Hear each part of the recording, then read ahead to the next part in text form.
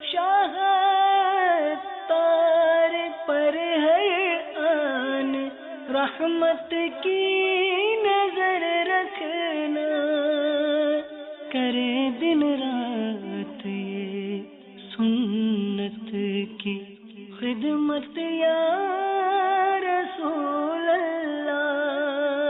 الحمدللہ رب العالمین والصلاة والسلام على سید المرسلین، اما بعد فاعوذ باللہ من الشیطان الرجیم، بسم اللہ الرحمن الرحیم۔ الصلاة والسلام علیک یا رسول اللہ وعلى آلک واصحابک یا حبیب اللہ، الصلاة والسلام علیک یا نبی اللہ وعلى آلک واصحابک یا نور اللہ۔ میٹھے میٹھے اسلامی بھائیوں اور اسلامی بہنوں، الحمدللہ عز وجل خالق کائنات جل جلالہ کی زمین پر عشق رسول صلی اللہ تعالی علیہ وآلہ وسلم کا مدنی جام تقسیم کرنے والے ایسے مرد کامل اب بھی موجود ہیں جو فیشن کی آفت میں گرفتار لوگوں کو پیارے مصطفیٰ صلی اللہ تعالی علیہ وآلہ وسلم کی سنت کریمہ کا اسیر بنانے کے خواہاں ہیں۔ یہ اللہ عز و جل کا خاص کرم ہے کہ اس نے ہمیں اس پرفتن دور میں تبلیغ قرآن و سنت کی عالمگیر غیر سیاسی تحریک دعوت اسلامی کا مدنی ماحول اور شیخ طریقت امیر اہل سنت ابو بلال حضرت علامہ مولانا محمد الیاس اطوار قادری رضوی دامت برکاتہم العالیہ جیسے ولی کامل کی صحبت باثر سے نوازا۔ یقیناً امیر اہل سنت دامت برکاتہم العالیہ ان عظیم ہستیوں میں سے ایک ہیں جن کی مخلصانہ جد و جہد کی برکت سے ہزاروں نہیں بلکہ لاکھوں مسلمان بالخصوص نوجوان برائیوں سے تائب ہو کے نیکیوں کی راہ پر گامزن ہو چکے ہیں۔ الحمدللہ عز و جل بلا مبالغہ امیر اہل سنت دامت برکاتہم العالیہ نے اپنے سنتوں پر بیانات کے ذریعے لاکھوں مسلمانوں کے دلوں میں مدنی انقلاب برپا کر دیا۔ لہذا تمام اسلامی بھائی اور اسلامی بہنیں اس بیان کو توجہ کے ساتھ سماعت فرمائیں۔ الحمدللہ رب العالمین والصلاة والسلام علی سید المرسلین، اما بعد فاعوذ باللہ من الشیطان الرجیم، بسم اللہ الرحمن الرحیم۔ الصلاة والسلام علیک یا رسول اللہ وعلی آلک واصحابک یا حبیب اللہ۔ الصلاة والسلام علیک یا نبی اللہ وعلی آلک واصحابک یا نور اللہ۔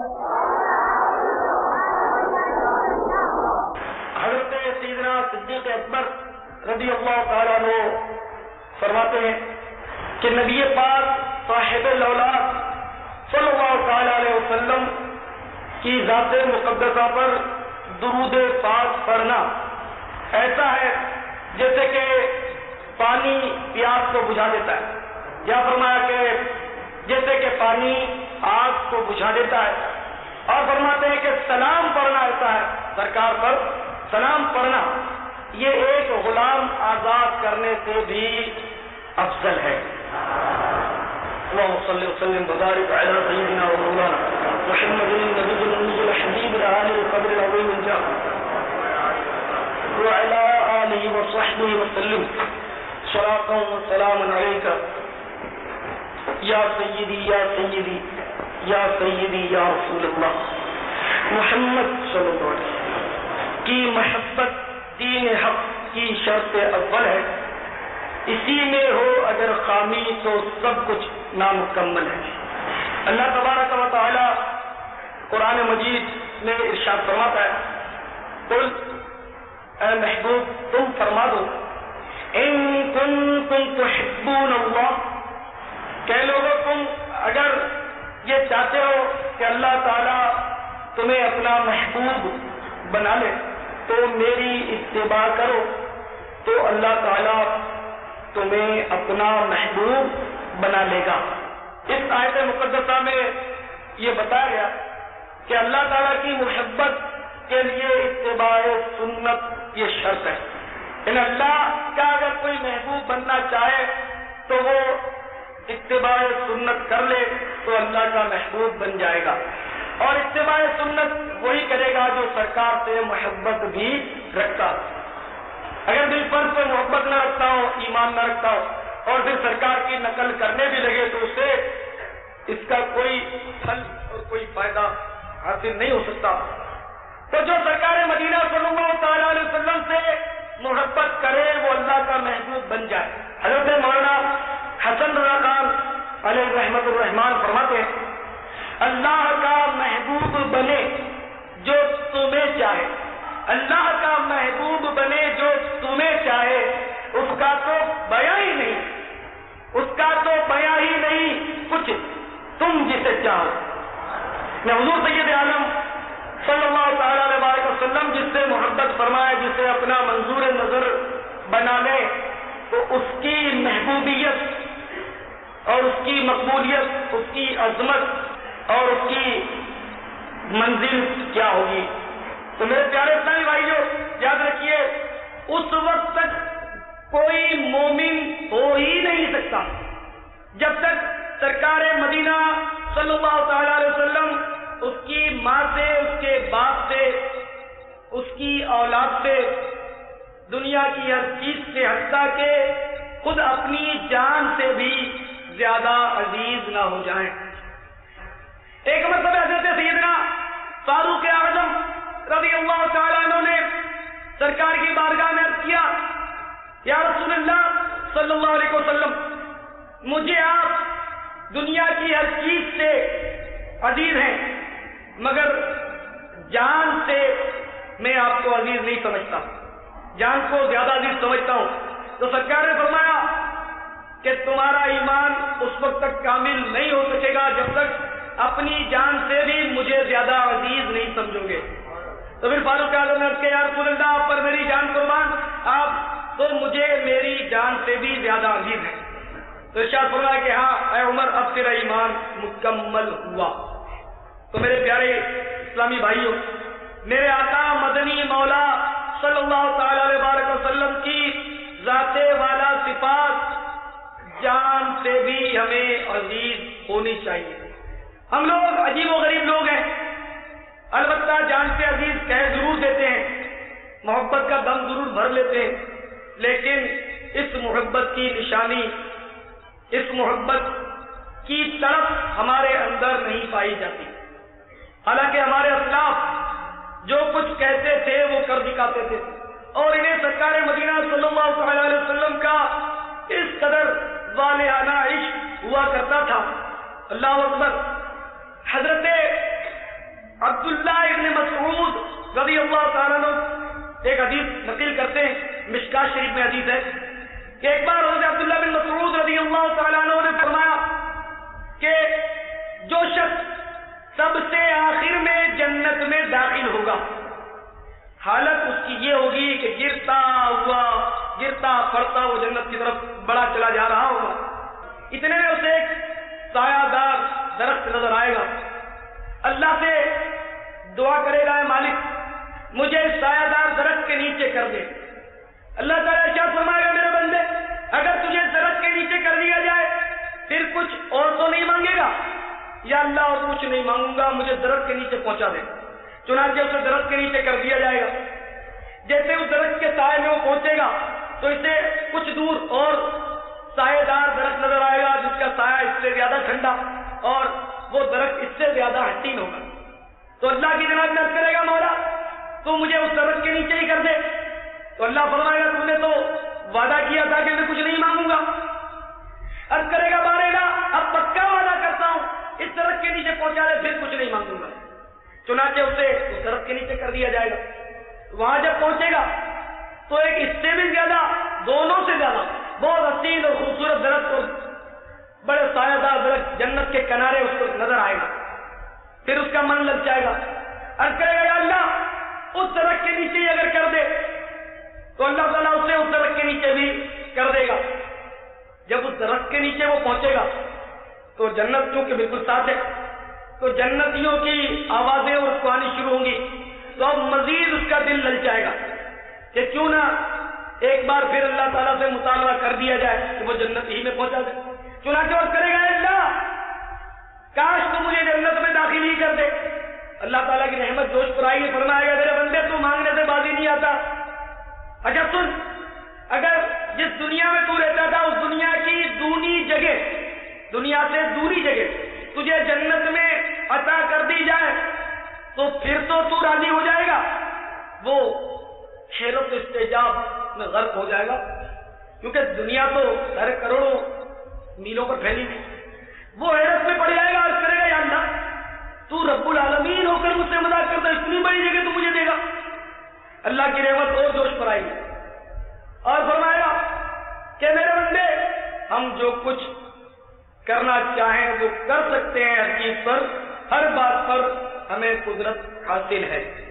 چنانچہ وہ شخص جنت میں داخل کر دیا جائے گا۔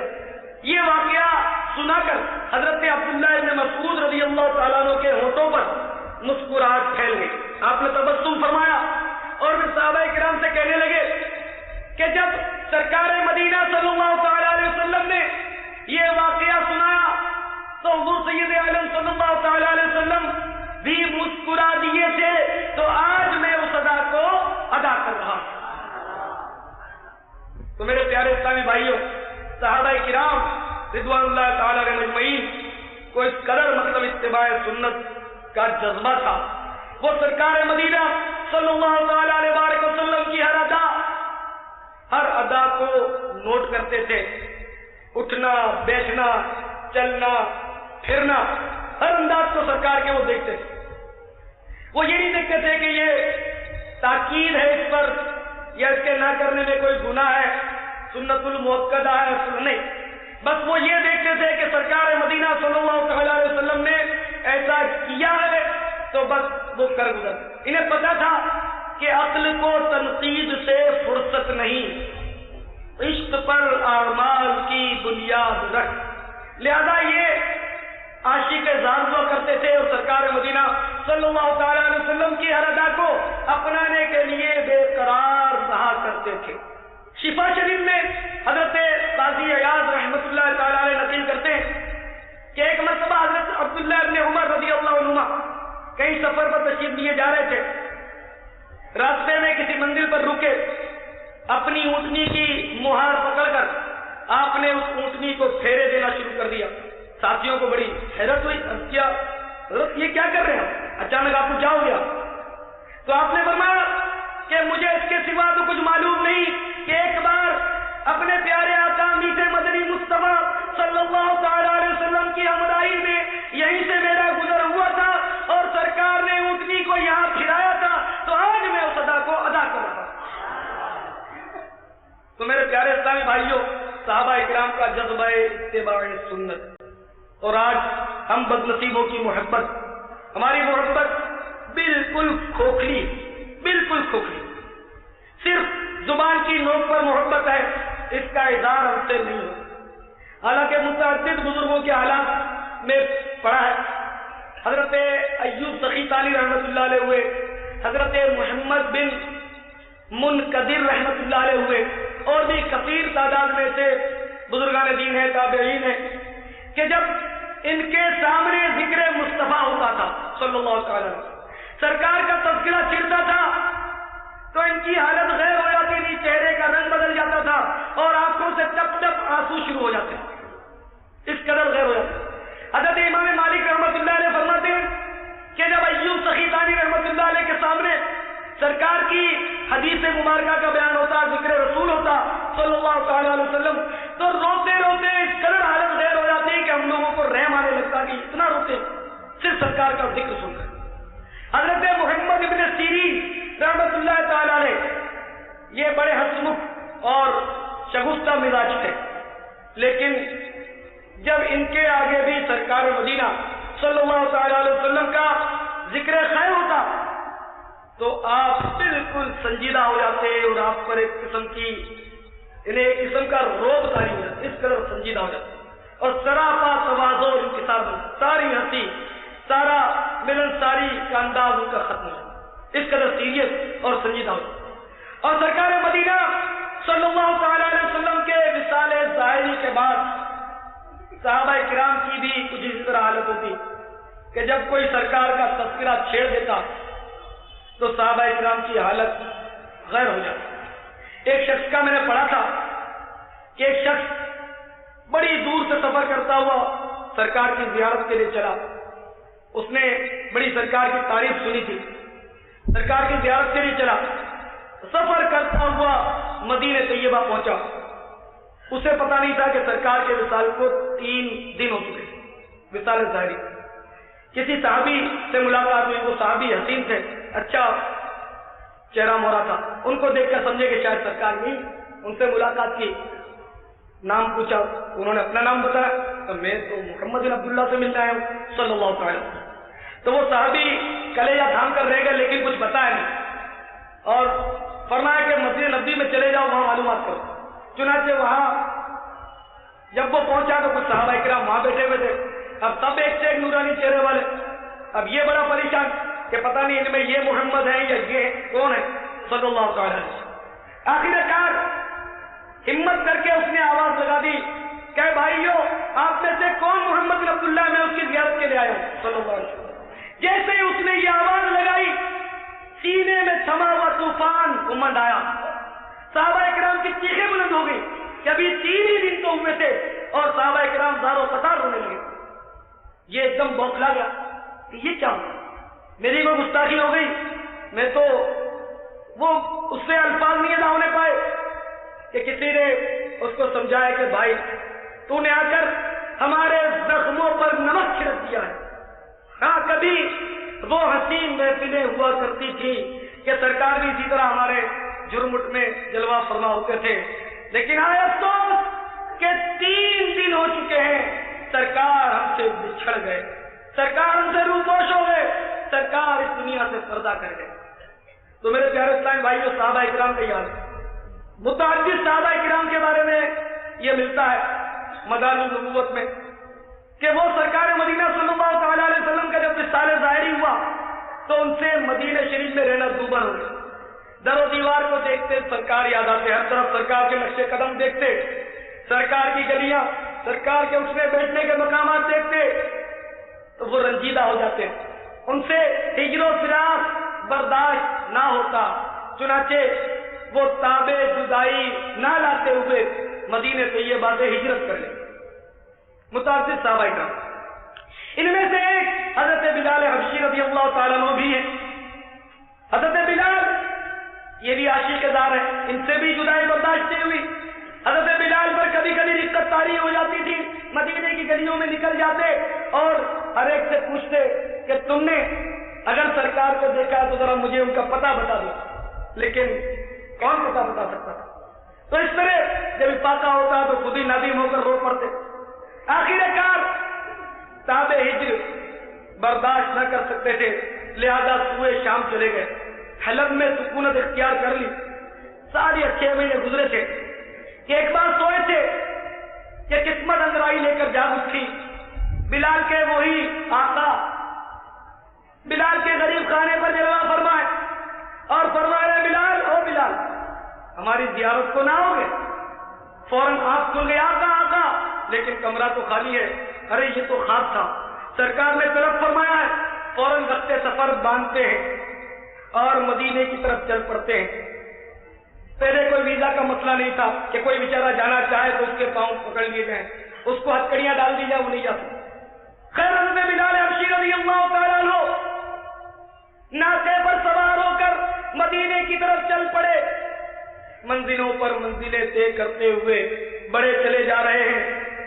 گھر سے کہیں اچھا ہے مدینے کا مسافر, گھر سے کہیں اچھا ہے مدینے کا مسافر. یا صبح وطن شام غریب الوطنی ہے, کہتا ہے مسافر سے یہ ہر نخل مدینہ آرام ذرا لے لو, یہاں چھاؤں گھنی ہے. لیکن جس کی کمر عزم طیبہ کے لیے بندھی ہو اسے ارد گرد کے ماحول سے کیا سروکار.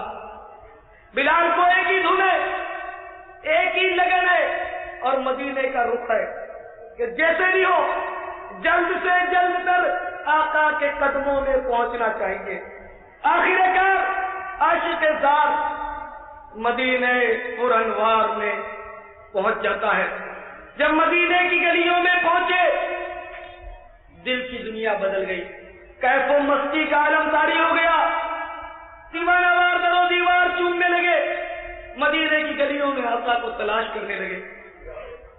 آخر کار جب آقا مدینے کی گلیوں میں نظر نہ آئے تو بلال حجرہ عائشہ پر پہنچے، قبر انور پر پہنچے، دست بستہ رو رو کے سلام عرض کرنے لگے، الصلاۃ والسلام علیک یا رسول اللہ، الصلاۃ والسلام علیک یا حبیب اللہ، یا رسول اللہ آپ کا غلام آپ کے دروازے پر حاضر ہے۔ آقا آقا آقا آپ نے بلایا اور خود اندر چھپ گئے۔ یہاں عرض و معروف پیش ہو رہی ہے، ادھر مدینہ طیبہ میں یہ خبر تیزی سے پھیل گئی کہ مؤذن رسول اللہ مدینے میں تشریف لائے ہیں، ابھی سال 6 مہینے کا عرصہ ہوا ہے، نگاہوں میں مصطفیٰ کے جلوے پھر ابھرنے لگے، بے قرار دل تڑپنے لگے۔ حضرت بلال اذان دے رہے ہیں اور جب حضرت بلال اشہد ان محمد رسول اللہ صلی اللہ تعالی علیہ وسلم پر پہنچتے ہیں تو کس قدر پیار سے انگلی سرکار کی طرف اٹھا دیتے ہیں اور سرکار مسکرا دیتے ہیں، لیکن آج وہ منظر نگاہوں کے سامنے نہیں۔ منت و سماجت ہو رہی ہے، رو رو کر التجائیں کی جا رہی ہیں، بلال ایک بار پھر اپنی سوز و گداز بھری اذان تو سنا دو۔ بلال ہاتھ جوڑ جوڑ کر رو رو کر سب سے معذرت طلب کر رہے ہیں، میرے بھائیوں تم جانتے ہو کہ میں اذان کہا کرتا تھا، سرکار کا جلوہ نگاہوں کے سامنے ہوتا تھا، سرکار کی جدائی برداشت نہ ہوئی تو میں مدینہ چھوڑ کر شام میں چلا گیا، آج سرکار نے طلب فرمایا تو حاضر ہوا ہوں، مجھے مجبور مت کرو، میں اذان دینے کی طاقت نہیں رکھتا۔ بلال اسی صورت راضی نہیں ہو رہے، کسی کو تجویز ذہن میں آئی کہ کیوں نہ حسنین کریمین کو بلایا جائے، جب رسول اللہ صلی اللہ تعالی علیہ وسلم کے نواسے فرمائش کر دیں گے تو پھر بلال کو انکار کی گنجائش نہیں ہوگی۔ چنانچہ لوگ دوڑے دوڑے گئے، شہزادوں کو اٹھا کر لے آئے، جب شہزادوں کو بلال نے دیکھا تو باری باری اٹھایا، سینے سے لگایا، ماتھے کو چوما اور پوچھا میرے پیارے محبوب کے محبوب نواسو۔ شہزادوں نے رو کر عرض کیا کہ جب سے نانا جان کا وصال ہوا تھا، امی جان جدائی اور فرقت میں گھلتی چلی جا رہی تھی اور آخر کار امی جان ہم سے روٹ کر بابا جان کے پاس چلی گئی۔ حضرت بلال حبشی رضی اللہ تعالیٰ عنہ کی آنکھوں سے آنسوؤں کا سیلاب روانہ ہو گیا۔ پھر شہزادوں نے فرمایا چچا جان کیا ہمیں نانا جان کے وقت والی اذان نہیں سناؤ گے؟ اب بلال کو جب شہزادوں نے فرمائش کی تو بلال سے انکار نہ بن پڑا، شہزادوں کو گود سے اتارا اور حضرت بلال حبشی رضی اللہ تعالیٰ عنہ نے اذان دینی شروع کر دی۔ پھر مدینے کی پرنور فضاؤں میں بلال کی وہ سوز بھری اذان گونجی، اللہ اکبر اللہ اکبر۔ در و دیوار دہل گئے، در و دیوار دہل گئے، ایک ہیجان برپا ہو گیا، آواز بتدریج مدینے کی فضاؤں میں بلند ہوتی جا رہی ہے، اللہ اکبر اللہ اکبر۔ لوگوں کی ہچکیاں بندھی جا رہی ہیں، بقایا لوگ بھی اپنے اپنے گھروں سے باہر آ چکے ہیں، عورتیں اور بچے چھتوں پر چڑھ گئے ہیں، چھوٹے چھوٹے بچے اپنی ماؤں سے لپٹ لپٹ کر کہہ رہے ہیں امی جان مؤذن رسول اللہ بلال تو آ چکے ہیں، رسول اللہ کا نورانی چہرہ نظر نہیں آ رہا، امی جان ہمیں بتاؤ نا رسول اللہ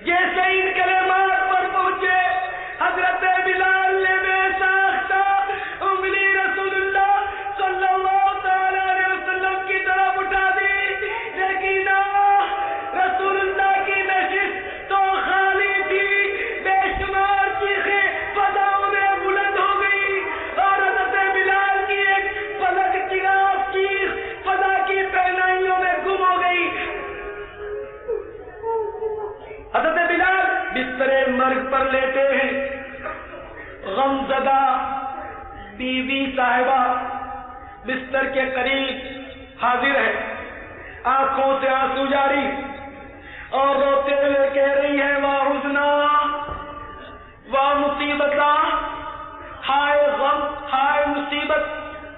تو بلال نے اپنی زوجہ کو، وہ بلال جو ابھی ان قریب وصال پانے والے، دنیا سے رخصت ہونے والے، اپنی مغموم بیگم کو دلاسا دیتے فرما رہے کہ محترمہ یوں نہ کہو بلکہ یوں کہو واہ، یہ تو خوشی اور طرب کا مقام ہے کہ ان قریب جیسے ہی میری آنکھیں بند ہوں گی میں سرکار کے دربار میں پہنچ جاؤں گا، ان قریب میں سرکار اور صحابہ کرام کی زیارت کر لوں گا۔ جبھی تو کسی عاشق نے کہا ہے کہ قبر میں سرکار آئے تو میں قدموں پر گروں، گر فرشتے بھی اٹھائے تو میں ان سے یہ کہوں اے فرشتوں اب تو پائے ناز سے میں کیوں اٹھوں کہ مر کے پہنچا ہوں یہاں اس دلربا کے واسطے۔ موت یہ مومن کے لیے تحفہ ہے، سرکار کی زیارت کا ایک ذریعہ، تو مومن موت سے نہیں گھبراتا، مومن موت سے خوش ہوتا ہے کہ ان قریب سرکار کا جلوہ نصیب ہوگا۔ میرے آقا مولا مدنی تاجدار صلی اللہ تعالی علیہ وسلم کا فرمان عالی شان ہے کہ میرے وصال ظاہری کے بعد ایسے بھی لوگ ہوں گے وہ تمنا کریں گے کہ کاش ہمارا تمام مال، ہماری ساری اولاد ہم سے چھین لی جائے اور ایک جھلک وہ میری دیکھ لیں، اس وقت کہ وہ میری زیارت کر لیں، اپنا مال اور اپنی اولاد قربان کرنے کے لیے تیار ہوں۔ قسمت مجھے مل جائے بلال حبشی کی، قسمت مجھے مل جائے بلال حبشی کی، دم عشق محمد میں نکل جائے تو اچھا۔ سرکار مدینہ صلی اللہ تعالی علیہ وسلم کے وصال ظاہری کے بعد ایک عورت سیدہ عائشہ صدیقہ رضی اللہ تعالیٰ عنہ کے پاس حاضر ہوتی ہے، عرض کرتی ہے یا ام المومنین مجھے حجرہ مبارکہ کا دروازہ ذرا کھول دو، میں سرکار کی قبر انور کی زیارت کروں۔ چنانچہ حجرہ پاک کا دروازہ کھول دیا گیا، وہ عاشقہ اس حجرہ اقدس میں قبر انور پر حاضر ہوتی ہے، رو رو کر صلاۃ و سلام عرض کر رہی ہے، روئے جا رہی ہے، روئے جا رہی ہے، یہاں تک کہ روتے روتے روتے اس نے دم توڑ دیا۔ آپ کے عشق میں اے کاش کے روتے روتے، آپ کی یاد میں اے کاش کے روتے روتے یہ نکل جائے میری جان مدینے والے، آپ کے عشق میں اے کاش کے گھلتے گھلتے یہ نکل جائے میری جان مدینے والے۔ تو میرے پیارے اور محترم اسلامی بھائیوں، ہمارے اسلاف اور ہمارے بزرگوں کو تو اس قدر سرکار مدینہ صلی اللہ تعالی علیہ وسلم سے والہانہ عشق تھا، اس قدر محبت تھی، اور آج بدقسمتی سے ہم لوگ ہیں کہ ہمارے اندر وہ صحیح معنوں میں محبت کا جذبہ اور ولولہ نہیں۔ صحابہ کرام محبت کرتے تھے، اس کے دلائل بھی رکھتے تھے، ہم محبت کا دعویٰ کرتے ہیں، دلائل ہمارے پاس نہیں۔ صحابہ کرام سرکار کی ایک ایک ادا پر ہر وقت قربان ہونے کے لیے تیار رہا کرتے۔ ایک صحابی فرماتے ہیں کہ میں نے ایک بار سرکار مدینہ صلی اللہ تعالی علیہ وسلم کو سالن کے اندر کدو کے قطلے تلاش کرتے ہوئے دیکھا کہ انگلیاں پھرا کر آپ کدو کے قطلے تلاش کرتے۔ اس وقت سے میں نے بھی اپنے لیے کدو کو پسندیدہ بنا دیا، جو سرکار کی پسند وہ میری۔ تو میرے پیارے اسلامی بھائیوں، صحابہ کرام تو اس قدر سرکار کی پسند کا خیال رکھتے تھے، اور آج بدقسمتی سے ہمیں کیا ہو گیا ہے، ہمیں کیا ہو گیا ہے کہ ہم سرکار کی پسند کو پسے پشت ڈال دیتے۔ ہمیں کسی معاملے میں کسی رہنمائی کی ضرورت بھی پڑتی ہے بلکہ کوئی اچھی تقریب بھی کرنا ہے، شادی ہی کرنا ہے جو کہ سنت ہے، ارے یہ تو سنت ہے تو اس میں تو دیکھنا بھی چاہیے کہ اس میں کیا کیا سنتیں ہیں، لیکن افسوس کہ اس میں بھی ساری فیشن دیکھی جاتی، لباس تو اعلیٰ درجے کے پاس سلوایا جائے پورا فیشن کے مطابق شادی جو کرنی، کھانے کا انتظام، شادی میں ولیمہ سنت ہے، شب زفاف کے 2 دن کے اندر، جیسے آج رات شادی کی تو جمعہ اور سنیچر 2 دن میں ولیمہ ہو جائے، تو یہ سنت تھی، لیکن ہمارے یہاں شادی ہوتی ڈنر، اس میں بے شمار سنتوں کا خون، بدقسمتی سے ٹیبل کرسیاں ہمارے گلے پڑ گئی، بہرحال اب اتنی عام ہو گئی ہیں کہ اس میں گناہ نہیں ہے، لیکن بہرحال یہ کہ سنت بھی نہیں ہے۔ ٹیبل کرسی پر ہی اکتفا کیا ہوگا، کرسیاں بھی ہٹا لی گئی، کھڑے کھڑے کھانا شروع کر دیا، اب کھڑے کھڑے کی رسم بھی ختم، اب فیشن ڈال دی تو اب بفے سسٹم چلا، چل چل کر ٹیبل کے گرد مسلمان طواف کر کر کے کھائے۔ تو میرے پیارے اسلامی بھائیوں، ہمیں محبت کا دعویٰ ہے تو ہم جن معاملات کو دیکھیں کاش ان میں سرکار کی ادائیں دیکھیں، سرکار کی سنتیں دیکھیں، انگریز اور یہودی اور نصارہ کا طریقہ نہ دیکھیں۔ ہمارا ایک مختصر سا وجود دیکھ لیجئے، اس وجود میں سر پر انگریزی بال، زلفیں ہمارے خاندان میں کسی کو نصیب نہیں ہوتی، حالانکہ سرکار کی پیاری سنت، میرے آقا نے ہمیشہ زلفیں رکھی، آدھے کان تک، پورے کان تک، اور بڑھ جاتی تو شانوں کو چھو جاتی، شانے سے نیچے نہیں، شانوں کو چھو جاتی، یہ زلفیں سرکار نے رکھی، لیکن آپ کسی کو نصیب نہیں، ہر معاملے میں فیشن، یہ زبان سرکار کی محبت کا دعویٰ کرے اور چہرہ آتش پرستوں جیسا، نعوذ باللہ من ذالک، خدا کی قسم مجھے میرے جذبات یہ کہتے ہیں کہ اس سے پہلے اللہ تعالیٰ ایمان پر موت نصیب کر دے کہ میرا چہرہ معاذ اللہ دشمن مصطفیٰ جیسا ہو جائے، معاذ اللہ، اور اللہ تعالیٰ ہر مسلمان کو عقل سلیم عطا فرمائے کہ وہ دشمن مصطفیٰ جیسا چہرہ نہ بنے۔ خدا کی قسم اگر اس طرح چلے تو گردن پر چلے، چہرے پر نہ چلے، یہ سنت، اللہ اکبر، اس سنت کو میرے مسلمان بھائیوں آپ نوچ نوچ کر گندی نالیوں میں پھینک دیتے ہو، آپ کا کیا ہو؟